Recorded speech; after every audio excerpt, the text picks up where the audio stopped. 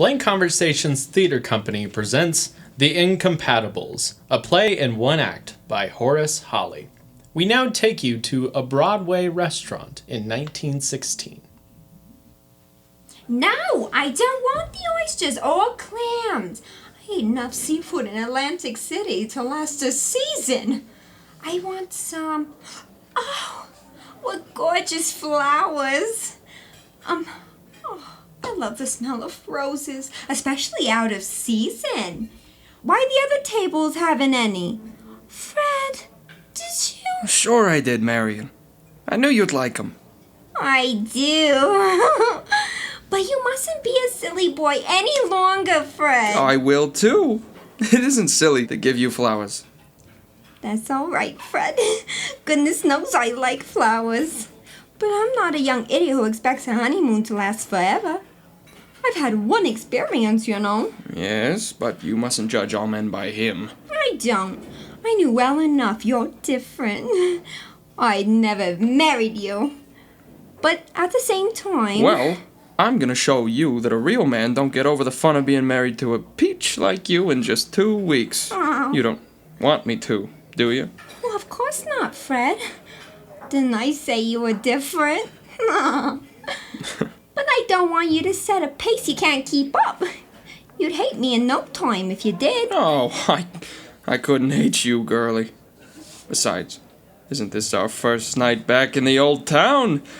We shan't be having dinner out like this every day. Well, only I don't want you to flop all of a sudden like he did. What do you have, a cocktail? Well, let's see. Oh, what's the matter, Marian? Shh! Don't turn around.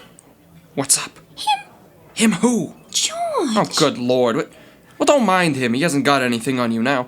You're mine. Sure I am. He isn't looking. He's with the woman. By jingo, it's that millinery kid. What millinery kid? Besides, what difference does it make? Let him have 100 if he wants them. We're happy. The nerve of him! I knew it was her right along. He tried to throw a buff like it was some swell. I'll bet he's paid good for those clothes. Oh, come on. What'll you have? Besides, she might have made the clothes herself. Made them herself? Say a fine lie you know about ladies' gowns. That came straight from the avenue. Well, what if it did? I'll get you a better one. You just wait. Shh. Shh. He's looking over here. Look at me, and you won't see him. The nerve! What's he done? He smiled right over here like nothing ever happened. I'll bet he's going to say mean things about me. Oh! Let's change our seats. I'm hungry. Change nothing. Catch me giving him a laugh like that. I could tell her things are young. There. Now she's looking. What if she is? Say, look here. He's getting up. Well, of all the brass. What? He's coming over here. He is?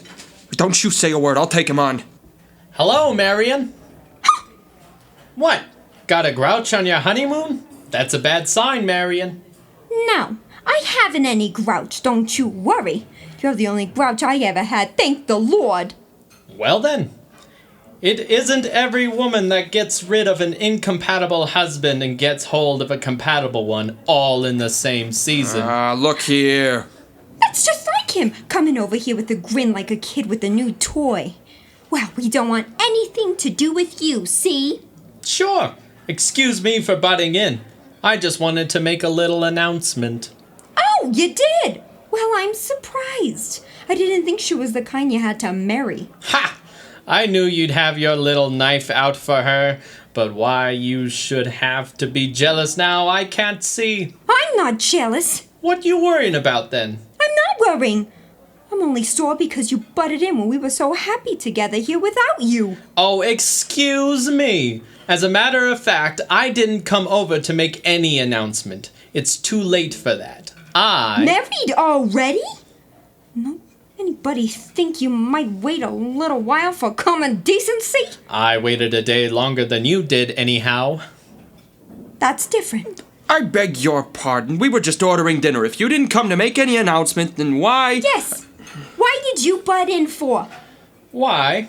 I got a letter from your friend Grace, and... Grace? What'd she have to say to you? She said she was sorry I had to get a divorce, but I told her... Sorry you had to get a divorce? Well, if I don't fix her... Oh, she's getting married too. To who? That fellow, what's his name? That's got the garage over on 7th Avenue. Snyder? So he's the one. Well, and I suppose she'll be all over town in a new car. Sure. Saw him today. A big yellow one. I always told you she was out for money, and you thought she was in love with Jackson. Hypocrite. She was. Oh, she told me so. Cried all over me. Have you seen Jackson? Oh, yes. He's as blue as your old kimono. He said... Look here, Marian, I'm not gonna wait all night for my dinner. What are your old dinner? What did Jackson say, George?